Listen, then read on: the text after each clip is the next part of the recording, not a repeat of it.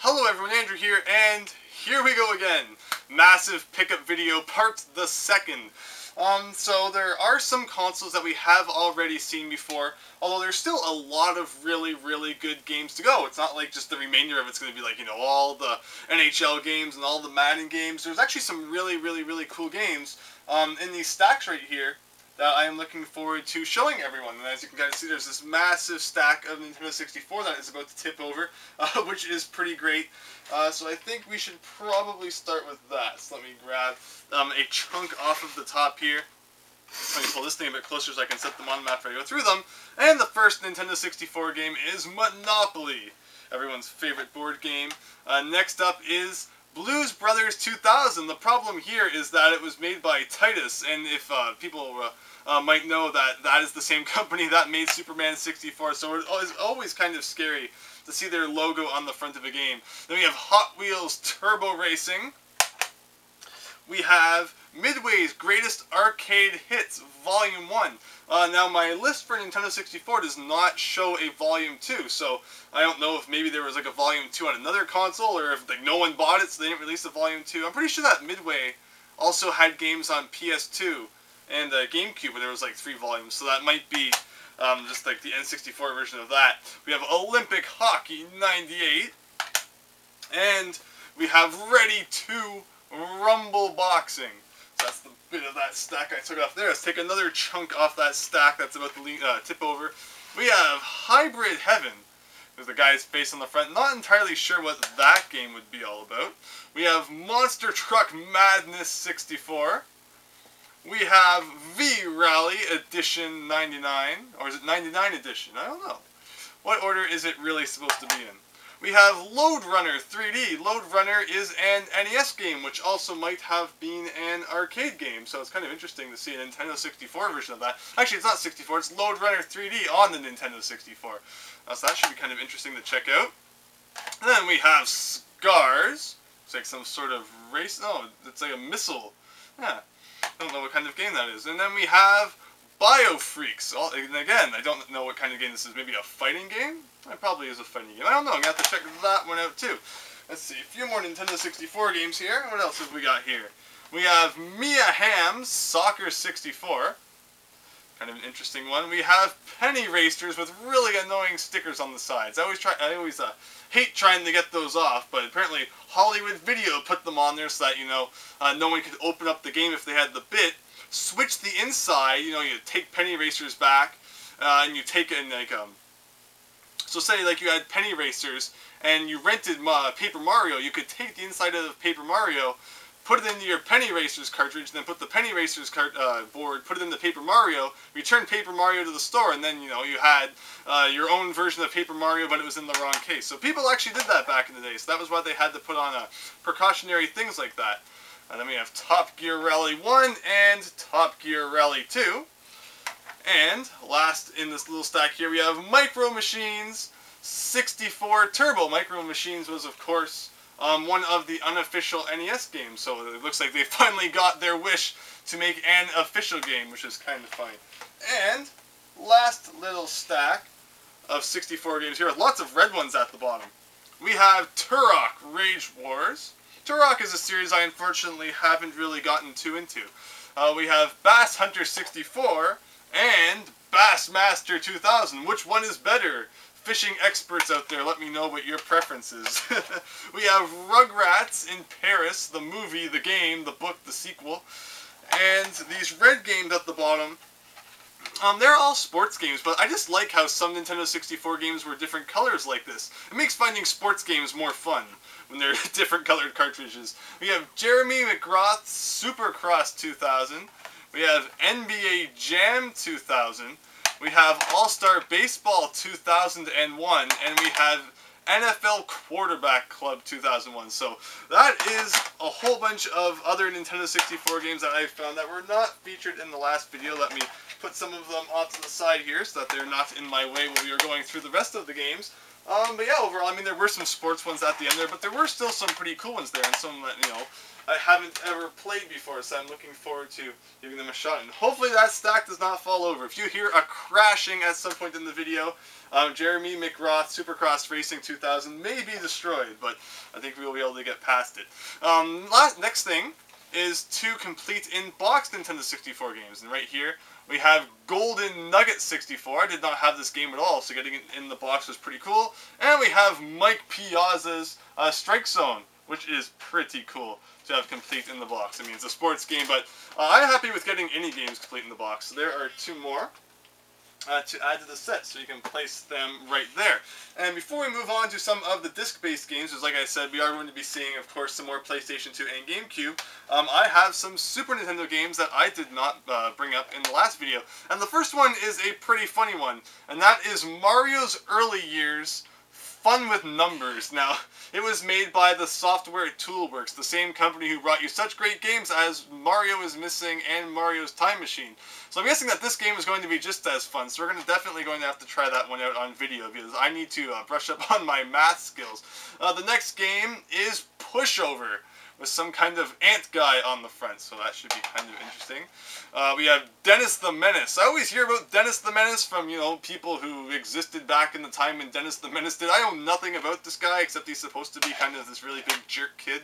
I might have to play that just to see what I'm missing out on. And then we have the Ren and Stimpy Show, which is pretty cool.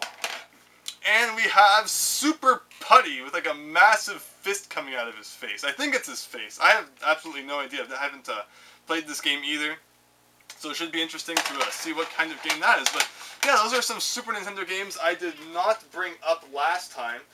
And yeah, especially Mario's Early Years Fun with Numbers. That's kind of a really funny game that I'm going to look forward to trying out. Because of course I've played Mario's Time Machine and Mario is Missing, but I think there's also a letters one, and there might even be another one somewhere. So yeah, I've never played those ones. It'd be funny to see just how ridiculous they are. But without further ado, let's move on to some more PlayStation 2. And like I said earlier, it's not like they're all sports games. I actually found a lot of really cool PlayStation 2 games, and I remember back when I started collecting, I didn't really pay too much attention to PlayStation 2. My main focus was, of course, NES, Super Nintendo, and you know, other Nintendo things. But I've started to realize recently that PlayStation 2 has some really cool games that, you know, people never actually talk about. And since the library is so big at almost 2,000 games, it's just so diverse, and I actually really enjoy collecting for it now. So that is why I picked up so many PlayStation 2 games on my trip. And hopefully people will see that a lot of these are actually pretty cool.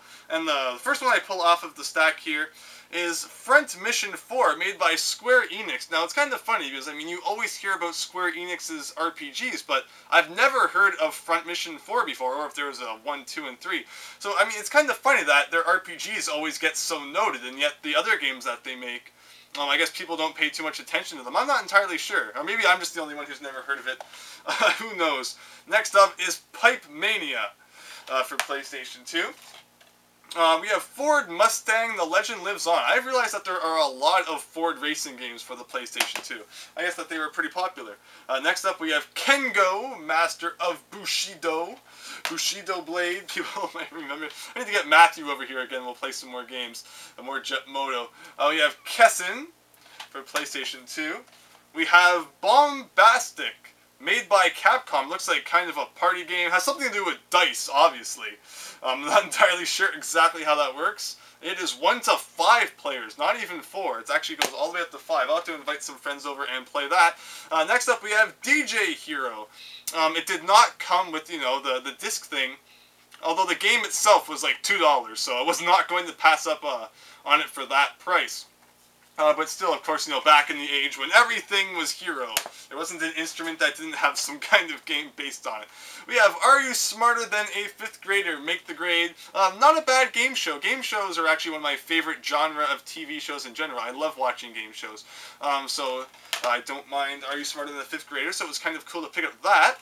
We have Summoner for the PlayStation 2, which actually looks like a pretty cool game based on some of the pictures on the back that will not focus on the screen, but trust me, it looks pretty cool. We have Clock Tower number 3 made by Capcom, one of those crazy horror games. I'm not a big fan of the horror genre, either games or movie, not because it scares me, but because, you know, I'm just not super into it. But still cool nonetheless. We have Tokyo Extreme Racer Drift for PlayStation 2. We have Commandos 2, Men of Courage. We have Sphinx and the Cursed Mummy. This is a game that I had for Xbox, but I never had it for PlayStation 2, so it was cool to pick it up for that. We have Transformers, the game, of course, even though Transformers has been around forever. As soon as something gets a movie, there's like 3,000 games based on it, so this is a game based on the movie, based on the book, based on the cartoon. Next up, we have Robin Hood, Defender of the Crown, another game made by Capcom. I had no idea that Capcom made a game like this. It looks kind of like a fighting game in one hand, and then kind of like mini-games, and kind of like... I have no idea how exactly this game is supposed to work, but I might have to try it out. Made by Capcom back in their good old days. We have Winback, Covert Operations. I know that there was a game called Winback for the Nintendo 64, so if this is the sequel for that, that would be pretty cool. We now have Spy Hunter for the PS2. Of course, I picked it up for the GameCube earlier. We have Puzzle Challenge, Crosswords, and more by Crave. Crave made a lot of games that were like, you know, puzzle-based. We have a Theme Park Roller Coaster by EA. So yeah, you build your own theme park. Man, I remember back in the day when, you know, things like Roller Coaster Tycoon were absolutely awesome. I'll never forget how bad I wanted Roller Coaster Tycoon. And then for my birthday, I got it, but the person who bought it for me accidentally bought one of the expansion packs and not the actual Roller Coaster Tycoon. So I put it on the computer, and it's like, well, you need the actual game to play it. So then they were nice and went out and got me the actual game. So I basically got the expansion pack as a bonus. But that was back in a time when expansion packs weren't really something that, you know, me or anyone in my family knew about, because I wasn't much of a computer gamer. I, of course, you know, played on like NES, Super Nintendo, Nintendo 64, and nothing there really ever had something like an expansion pack. So for the computer to have something like that was just confusing to them. They just saw Roller Coaster Tycoon and they bought it, and they didn't even think that, you know, maybe this wasn't the right thing they were supposed to buy. So buy, not die. So overall, there is Roller Coaster, and then we have Thrillsville in case, you know, the Roller Coaster by EA was crap. You can play Thrillville by LucasArts, who I think was actually bought by EA now, which is kind of ironic. Oh, so that's kind of funny. But overall, I mean, I just loved, you know, roller coaster park building games back in the day. So much fun. King Arthur by Konami for the PS2. We have Triggerman. We have Serious Sam, The Next Encounter. And finally, we have the X Squad, which is also another game by EA. So let me take this stack here and put this down here, and so far, no Nintendo 64 games have crashed over, which is pretty nice. Okay, that is some of the PlayStation 2 games done, but let's take a break from PlayStation 2 and look at some PlayStation 1 as well as some other odds and ends. I always like picking up demo discs. I don't know, some people, you know, might not see the appeal of demo discs. If you looked at a list of, like, a complete list of games for a console, if you're trying to collect all of the games for a console, demo discs probably would not appear on it. But nonetheless, I think that they're pretty interesting. So this is demo disc number 5. It doesn't have a super massive number of demos on it. It has Crash Bandicoot 2. That's good enough for anyone. Tomb Raider 2. So yeah, overall. Demo discs, I mean, when you find them in stores, it's not like people are charging 10 bucks a disc. They're usually like 49 cents or 99 cents. So I grabbed them just for fun. Actually, I picked a lot of these things out of just the bin someone had at the cash register, where things were like 50 cents to $1. Like this right here, Red Faction 2. Demo disc again. Even though it's not one that has multiple games on it, just things like this. Where it has one game are still pretty cool to find. And then there's this one too. And this one's actually still sealed. You can see the glossy kind of plastic on it, which is pretty neat. We have a Hot Shots Tennis demo, still sealed. And just for fun, we have the PlayStation Move demo disc volume 2. Even though I do not really have anything to use that with, I just grabbed it just for fun.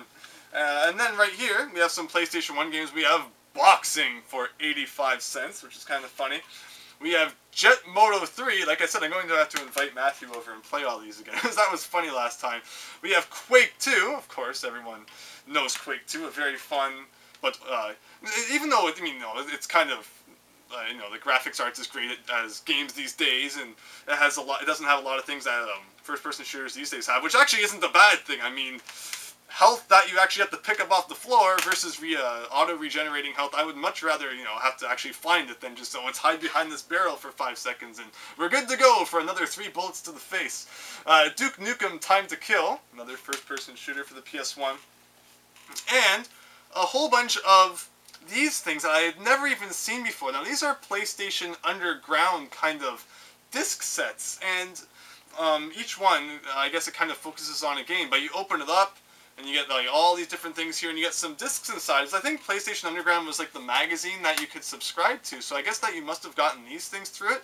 Well, either way, we have number 2.3, we have V2.4, and we have Volume 3, Issue 3. So, I don't know, I found these in the same bin that I found those demo discs I was showing you earlier in for 99 cents.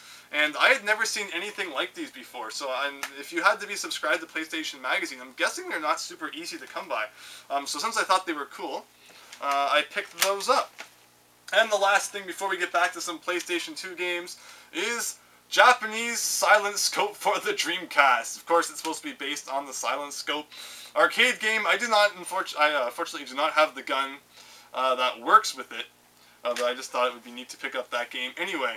And speaking of Sega stuff, I have a stack of some kind of cool Sega items here that I picked up. And the first one is, even though it's not the most exciting thing on its own, it is a brand new, in-the-box Sega Saturn RF unit. I mean, it's not super incredible and something I'm going to use every day, but just the fact you can still find something from the Sega Saturn brand new is kind of funny.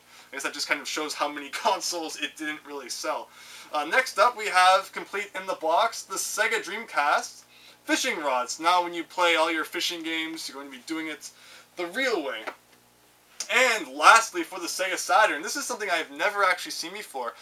This is the box for Virtua Cop, where it came with the game and the gun. I actually have, of course, a copy of the game and the gun, but I've never actually seen the box for it before. And at some point, someone paid $64.99 for this brand new. But overall, this is something I'd never seen, so when I saw it, I definitely had to grab it, because I thought that was really cool. Let me see, just put these things back on the table here so I can use my footrest as more game storage when I need to. Put all these things down here, and we are good to go. Once again, with some more PlayStation 2 games, and there's some pretty cool ones right on top of the stack here. Starting off with Echo the Dolphin, Defender of the Future. I had no idea that there was an Echo the Dolphin game that wasn't on the Sega Genesis. Of course, there was 2 on that, but the fact that they continued on the PlayStation 2, I had absolutely no idea. So I guess I'm going to have to give Echo the Dolphin number 3 if this is the 3rd one. All the Echo the Dolphin experts out there, please tell me exactly where that falls into line. Next up, we have Psychonauts, like I showed in another video. A very cool game. If you're not concerned about seeking it out on the PlayStation 2, definitely go on Steam and buy it. It goes on sale for like $2.50 every now and then. So definitely a cool game to pick up, especially for that price. Next up, we have Okage Shadow King, a very Japanese game. Looks like maybe some sort of RPG or maybe a Zelda-style adventure. I'm not entirely sure. I remember seeing this a lot in the stores, brand new, back when PlayStation 2 was a thing.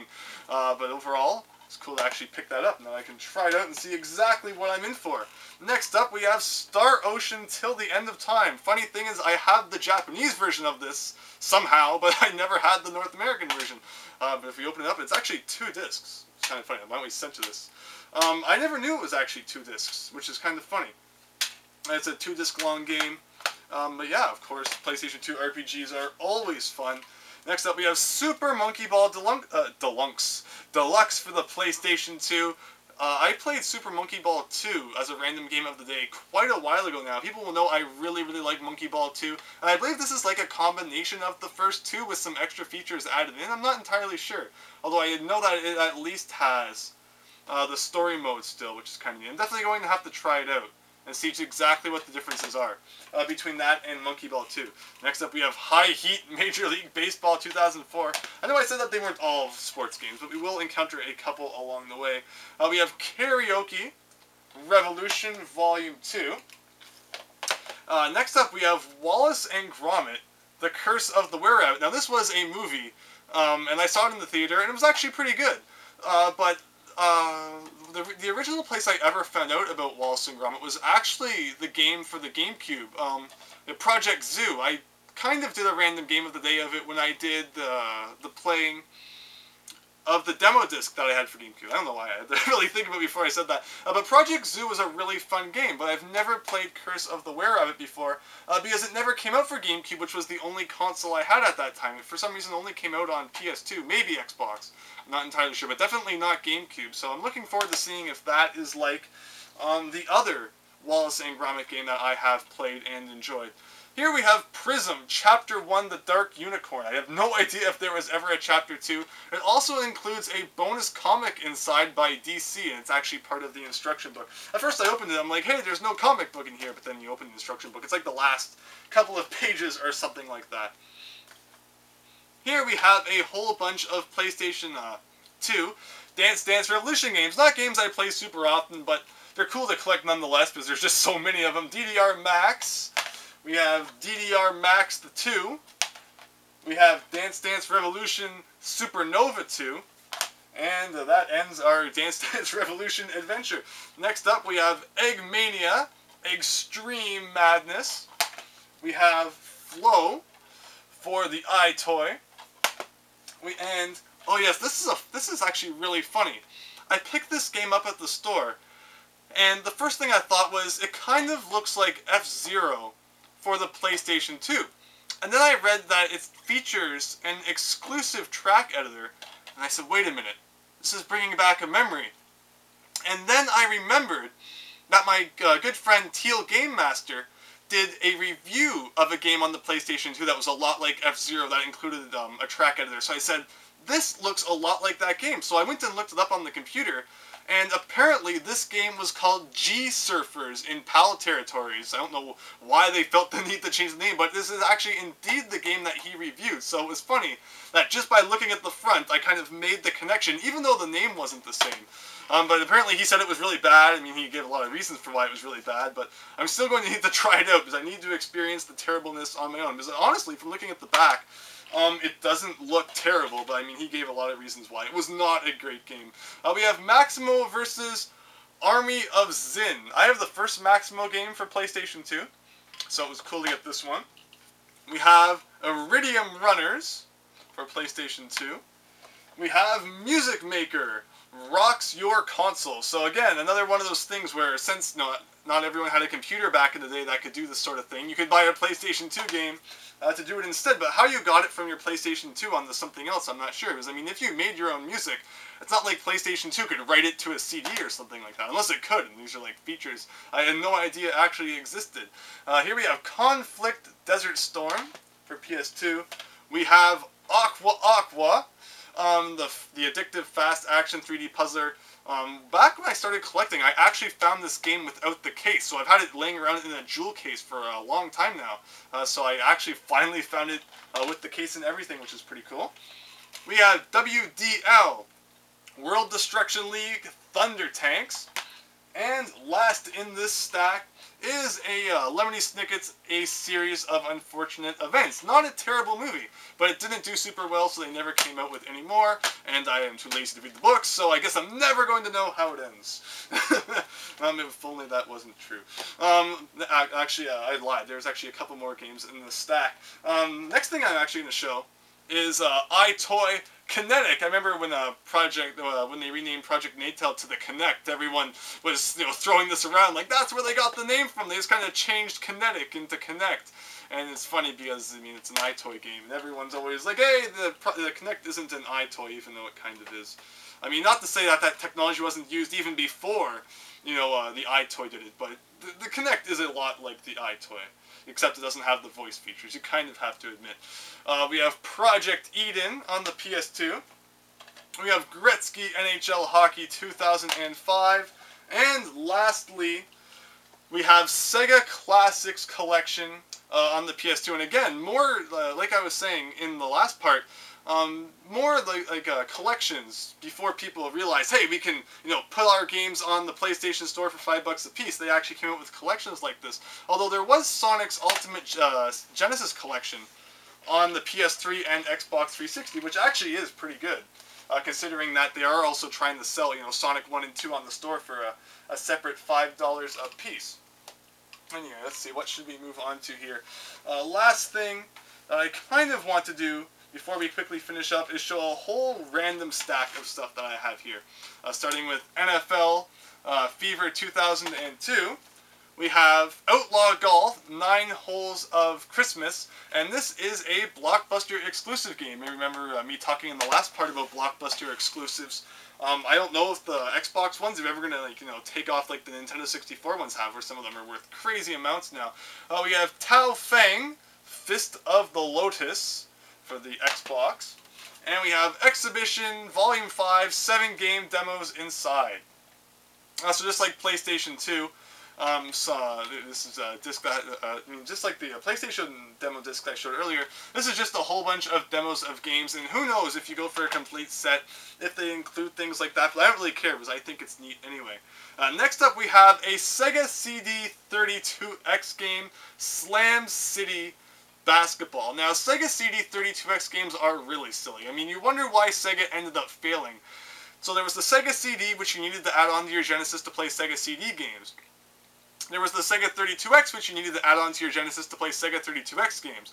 Well, Sega CD 32X games required that you had both a Sega CD and a 32X hooked up to your Genesis at the exact same time. Like, how many people are actually going to go through the trouble of doing that, especially when this game isn't even that great? I mean, if it was like Zelda Ocarina of Time or something like that, yes, it is so good that people would probably run out and go through all of that garbage to make an effort to play this game, but not for Slam City. I mean, you're not going to go through all that effort, spend all that money so that you can play a game that isn't even super amazing. I mean, it's not like this is the only 32X game, but I could never imagine, asking my parents, Mom, Dad, can you go out and buy me this, so I can play this one game that, there's like better games that you don't need all of that for, so that's my rant on why Sega is dead now. I mean, not dead, but they don't make consoles anymore. Next up, we have Sega CD Dark Wizard. Looks like kind of a strategy RPG. Pretty neat. We have the San Diego Zoo presents The Animals. I had to get this game just because of how bizarre it is. I mean, a zoo making a game about animals on the Sega CD. This doesn't look so much like a game. It just kind of looks like, you read about animals. Pretty much everything that you can do on Wikipedia these days, they made a video game about. Because, I mean, people couldn't easily access information like we do these days, I guess. Next up is Thunderstrike for the Sega Saturn. And some random Genesis stuff. We have Mario Lemieux Hockey. We have Batman Forever complete in the case. We have Cyberball complete in the case. We have Roger Clemens MVP Baseball complete in the case. And we have Sega Classics Edition Streets of Rage complete in the case. So there we go with that. For a second I was like, whoa, there's a whole new stack here for me to go through. But luckily we already went through all of these PlayStation 2 games. So let me see exactly what else we have here. Oh yeah, one more PlayStation 2 game I want to show is, of course, another iToy game, Sega Superstars. This is kind of funny. I never even actually heard about this game for the iToy. I might have to hook up my iToy just so I can give this a shot and see what it is like. Overall, there is that. And here we have some GameCube games. Although before I get to the GameCube games, let me quickly go over 2 3DO games that I found. We have Stellar Draxon's Revenge, or sorry, Stellar 7 Draxon's Revenge. Looks like a kind of, a shooting, flying simulator, shooting arcade thing. And we have Fun and Games, Paint Games, Music Style. Of course, I mean, it's not like I bought this because I'm going to enjoy it for hours and hours, but I like 3DO games complete in the box, especially considering you get these massive boxes. Meanwhile, the CD only really takes up, like not even half of it, so the point of wasting all this cardboard is, like, no one really understands why they did it. And before we finish off, we have a couple of GameCube games. We have Sphinx and the Cursed Mummy. which I also found for PS2, which is kind of funny. We have Meet the Robinsons. We have 2002 FIFA World Cup for GameCube. We have Matt Hoffman's Pro BMX 2, which despite the fact it's kind of a sports game, the Matt Hoffman games are a lot like the Tony Hawk games from 1 to 4. And those were actually really, really, really good games, even if you are not a sports games fan. So I was actually happy to pick that up. We have Dave Mira 2, Freestyle BMX. I have no idea if that is like Matt Hoffman or not. I'll have to check that out. We have Starsky and Hutch. We have NCAA Football 2003. We have Second Sight. We have Virtua Quest. This is a game I remember seeing new in stores way back in the day, made by Sega. This might actually be a pretty cool game. I'll have to give this one a shot. We have NFL Blitz Pro. We have NHL 2003, which I remember playing at the same friend's house I actually played Spy Hunter at, I was talking about in the last video. And we have FIFA Soccer 2003 for GameCube. And that is pretty much every single game that I want to show, but the final grand finale, incrediblest thing that I'm really shocked that I found on this trip, because especially around here, so I need to move this out of the way so I can show it, I would never ever find this thing in my area. I mean, there's a store in my area trying to sell just the game that goes along with this for $60, despite the fact I see this game for $10 or less all the time when I'm going through the United States. So that can just kind of give you a perspective on how different some things can be up here in Canada, and how, you know, some things aren't as common and some people overprice things. So that's why it's always awesome when I get to go to the United States and search out some gaming stuff, because there's no way I ever would have found this here in Canada. And I can't see, so I don't know how well it's turning out, but this is the Dance Mat for Dance Dance Revolution Mario Mix for the GameCube. I found the game not too long ago, but I thought I would never ever find the dance mat. And here we go. I mean, it's definitely not something that is super easy to find, especially here in Canada. I don't know if maybe someone in the United States, every time, I mean, you go to a thrift store or something, you come across this, but not in Canada, not at all. I was super excited to come across this because, of course, I have the game. So now to have the mat is really cool. I mean, despite the fact that I said I don't play very much Dance Dance Revolution, this is still something I'm super excited to get. Of course, it's Mario. Who does not love, you know, adding more Mario stuff to their collection? Let's not wreck this as I set it over here. But yeah, I just thought that was super cool. It's especially, like I said, someone's trying to sell just the game here for $60. So that should really put into perspective just how different prices can be. Because a lot of the games you see here were either 99 cents to $1.99. I did not pay very much more for that for anything on the entire trip. And that is why I have to take advantage of those situations when I am on vacation, because someday you're not just going to be able to go into a store and buy games like that. PlayStation 2 games aren't going to be super common forever. So that's why, you know, before they start to fade off, you know, like a couple years down the road, I'm grabbing as many as I possibly can in the meantime. But yeah, that is pretty much everything that I wanted to show here. So if you watched all 2 parts of this crazy pickup video, thank you so very, very much. I need to go, you know, have a drink or something because of my losing my voice. But if you saw anything in here that you would like me to give a try on video as a random game of the day, please do not be afraid to leave a comment, and I would be happy to give it a shot. Of course, I just found these games, so it's not like, you know, I've had them for years and I've beat them, so if I do not do very well when I play them, I apologize. But definitely post a comment if there's anything like that. Post a comment on what you think of some of the things that I found, or just what you thought about these videos overall. And yeah, before I lose my voice completely, I should get going. So thank you very much for watching. I hope that you enjoyed, and I hope to see you next time for something different. So thanks, and see you later.